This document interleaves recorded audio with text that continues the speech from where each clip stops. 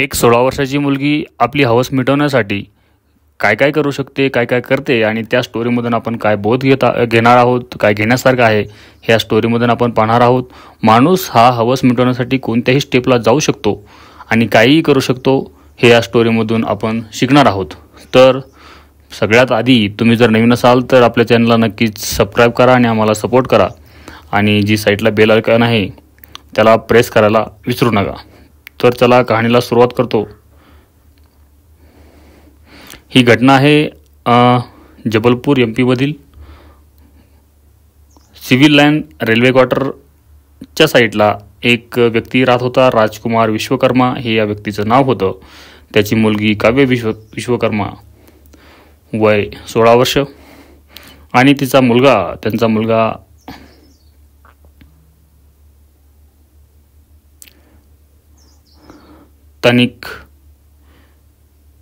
तनिष्क विश्वकर्मा हे त्याचा दुसरा मुलगा, तो त्यांच्यासोबत राहत होता. आता राजकुमार विश्वकर्मा यांची जी वाईफ होती, त्याची जी पत्नी होती ती 2023मध्येच वारली होती. म्हणून हे तिघेजण सोबतच राहत होते. तो यांचं पालनपोषण करत होता. जो राजकुमार विश्वकर्मा होता तो रोज सकाळी यांचा टिफिन बनवणं, यांची कपडे सगळे जो लेडीज काम करत आहे ते पूर्ण काम राजकुमार विश्वकर्मा करायचा. लहान मुलं म्हणल्यावर त्यांना सांभाळ करायचा आणि नंतर आपली ड्युटी करायचा. हे सगळं करून नंतर तो ऑफिसमध्ये जायचा.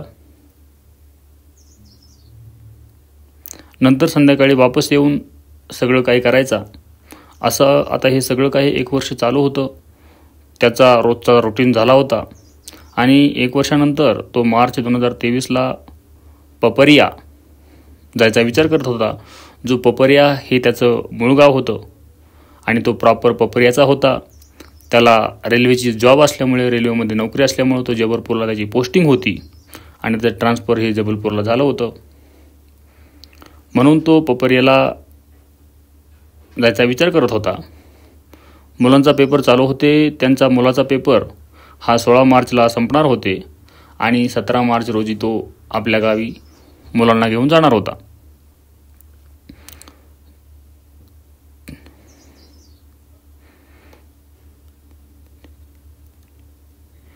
तर जी तनिया विश्वकर्मा आहे हिने तिची कझन जी सिस्टर आहे तिला एक व्हॉइस मेसेज केला आणि त्या व्हॉइस मेसेजमध्ये तिने असं सांगितलं की मुकुलने पप्पा आणि तनिष यांचा मर्डर केला आहे. आता जी तिची कझन सिस्टर आहे ती घरी असल्यामुळे ती सगळ्यांना सांगितलं तिने आणि सांगितल्यामुळे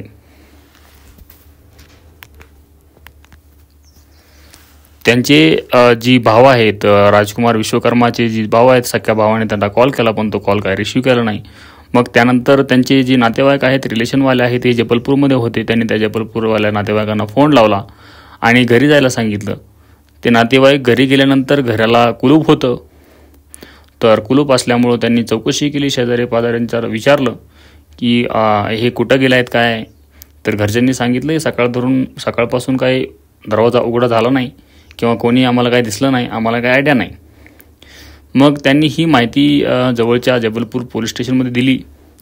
त्या घटनास्थळी पोलीस पोहोचले आणि त्या पोलिसांनी तो दरवाजा जो आहे तो दरवाजा काढून मध्ये एंट्री केली. एंट्री केल्यानंतर मध्ये गेल्यानंतर पूर्ण रक्त सांडलेलं होतं घरात आणि बाथरूममध्ये एंट्री झाल्यानंतर बाथरूममध्ये राजकुमार विश्वकर्मा याची बॉडी आढळून आली. नंतर दुसऱ्या ठिकाणी बेडवर तनिष विश्वकर्माची बॉडी आढळून आली, जी एका कंबलमध्ये लपेटलेली होती आणि ही बॉडी त्याने फ्रीजमध्ये ठेवलेली होती. पोलीस यांना काव्या सापडली नव्हती. पोलीस यांना वाटत होतं की काव्या ही कोणीतरी किडनॅप केली असावी आणि यांना मारलं असेल. कारण तनिष्काने जी व्हॉइस मेसेज केला होता त्यामध्ये स्पष्ट म्हटलं होतं की मुकुलने पापा आणि तनिष यांना दोघांचा मर्डर केला आहे, दोघांना मारलं आहे. तर हा जो मुकुल आहे यावर इन्व्हेस्टिगेशन चालू होती आणि इन्व्हेस्टिगेशन झाल्यानंतर समजतं की हा मुकुल दुसरा तिसरा कोणी नसून तिचा एक राहणारा शेजारी मुलगा आहे.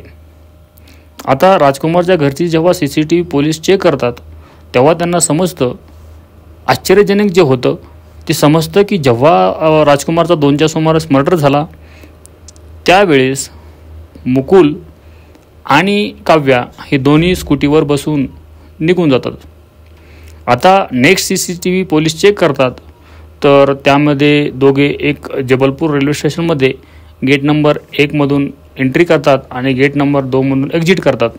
नेक्स्ट CCTV जेव्हा चेक केली जाते त्यामध्ये काव्या आणि मुकुल हे दोघे पण एका बसमध्ये बसतात आणि ती बस मध्येच चेंज करता येतात.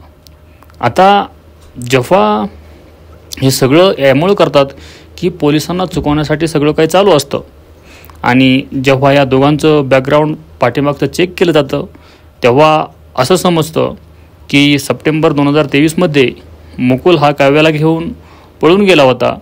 त्यामुळे राजकुमारनी FIR दर्ज केली होती. या दोघांना हरिद्वारमध्ये पकडलं होतं आणि वापस घेऊन राजकुमारने त्या मुलावर मुकुलवर पॉक्सो ॲक्ट लावला होता आणि त्याला जेलमध्ये पाठवलं गेलं होतं. तो 15 दिवस जेलमध्ये पण राहून आला होता. नंतर त्याला सोडलं गेलं. हे पण एक मोठं कारण होतं की राजकुमार पिंपरियामध्ये जाणार होता. कारण मुकुलच्या घरच्यांचा जेव्हा चौकशी केली तेव्हा समजलं की मुकुल हा 12वीपर्यंत शिकला होता. त्यांनी शाळा सोडली होती आणि त्याला बॉडी बिल्डिंगचा खूप शौक होता. तो आपला सारखा टाईम जिममध्ये घालवायचा आणि स्वतःची बॉडी बनवायचा. त्यामुळंच मुकुल आणि काव्या यांच्यासोबत प्रेमसंबंध झालं. मग ते एकमेकावर प्रेम करायला लागले आणि घर सोडून पळून गेले होते. तेव्हाच राजकुमारनी त्याला जेलमध्ये पाठवलं होतं. तो आल्यापासून खूप रागात होता. त्याच्या मनात राग होता, चेहऱ्यावर नैराश्य होतं. जेलमधून आल्यापासून तो फक्त क्राईम व्हिडिओ पाहत होता आणि तो काहीतरी प्लॅन आखत होता असं त्यांच्या घरच्यांचं मत आहे. पोलिसांना त्याला सापडणं आता मुश्किल झालं होतं कारण त्याचं जे लोकेशन होतं तो त्यांनी बंद करून ठेवलं होतं.